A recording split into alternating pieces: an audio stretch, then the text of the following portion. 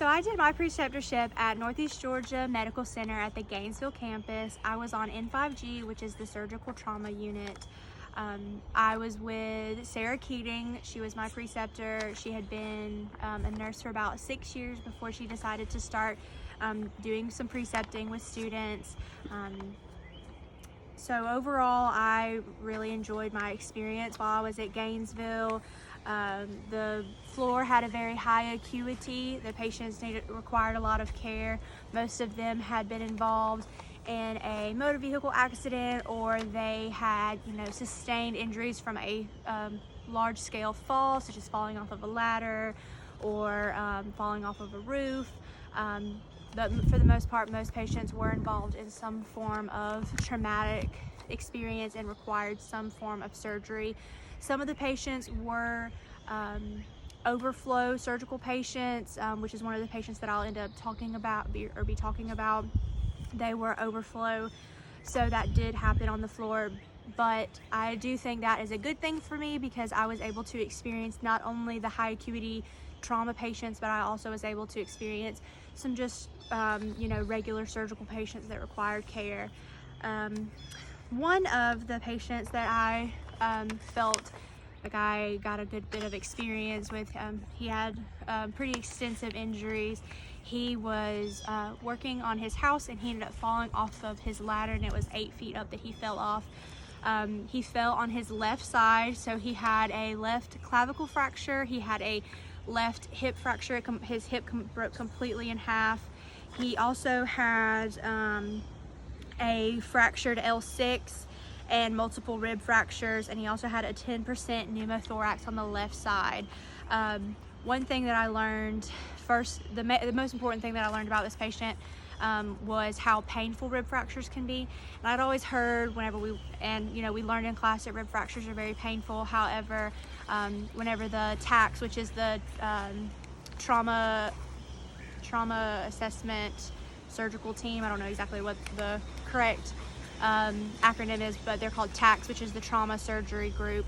The doctor was explaining that rib fractures are so painful because every time that a person breathes and they have the rib fractures, the fractures are moving across.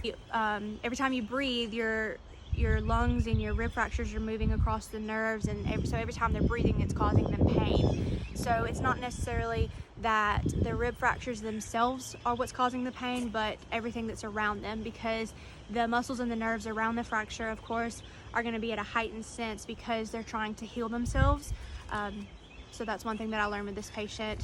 I also learned that while he had all these fractures, he was also receiving antibiotics prophylactically.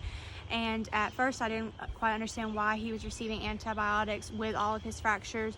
But the TACS team also said that, with the broken bones, he's at more susceptibility of developing an infection, especially since he had so many different fractures.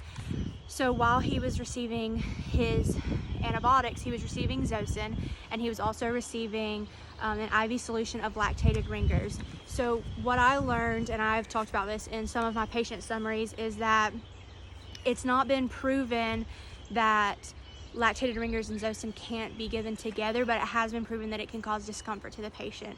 So my nurse in particular, she said that she knows other nurses who still give it together, even though it has been known to cause a discomfort, just because it has also not been proven that it actually causes them pain. So while he was receiving the Zosin and the lactated ringers, we would have to stop the infusion, flush it, wait a little while, and then start the antibiotics.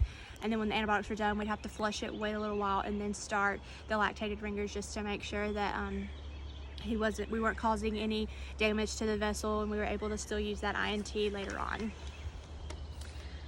The next patient that I helped take care of, that I felt like she wasn't a trauma patient, or she wasn't considered a trauma patient. She was an overflow patient, but she came in with endocarditis, which is an infection of the chest wall. So she had previously had a central line inserted because she had a diabetic ulcer that wasn't healing, and she was getting antibiotics to treat that. So she had the central line, and it was either not placed properly, or whenever she was having her dressing changes done, you know, things weren't being done appropriately for her. She had went to another facility to be seen. I can't remember which other hospital it was that she went to, but the hospital she went to did a CT scan and a chest x-ray, and they said that there was no evidence of her having any sort of infection. She went home, and she got extremely sick. Her family ended up calling EMS to come get her, and she was transported to Northeast Georgia Medical Center, and she had a severe endocarditis infection in the chest wall. So she was taken immediately to surgery, and they cleaned out everything within her chest wall, and then they put her on, they gave her a PICC line. They took the line out, put her a PICC line in, and she has been receiving, or she was receiving antibiotics to help take care of that infection. So just by taking care of these two patients, you know, I learned that it was easy for some things to kind of slip through the cracks, you know, like with the lactated ringers and the Zosyn. Sometimes it's easy for those things to slip through, or for that patient who had the endocarditis in the other facility didn't quite catch it, you know, those things happen. And so I guess what I learned from that experience was that, you know, being a nurse, we always have to be vigilant. We always have to be keeping up with the newest information that is published, and making sure that we're doing what we need to do as nurses. But again, I really thoroughly enjoyed my time at Gainesville. I felt like my nurse, she did great at trying to get me to, you know, take on the role of a nurse, and, you know, she treated me more than just as a student. You know, she respected my opinion, I respected her opinion, and I felt like she definitely wanted me to learn and be the best that I could be. So I'm very thankful for the shifts that I was able to get with her, because it did help me feel more confident and makes me feel like I'm better able to go out into the world of nursing and not be completely clueless on what I'm doing. So I am very thankful again for the experience, and hope that in the years to come, other TFC students will be able to also have that experience.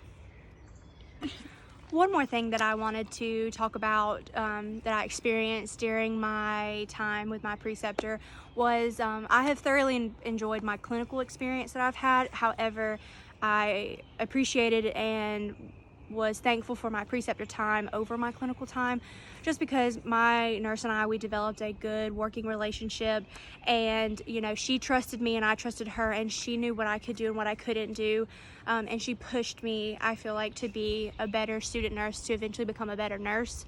The reason I say this versus clinicals is, you know, we come into the facility and a lot of times we see nurses we've never seen before, and they see so many different students, they don't quite know exactly what we know or what we can do.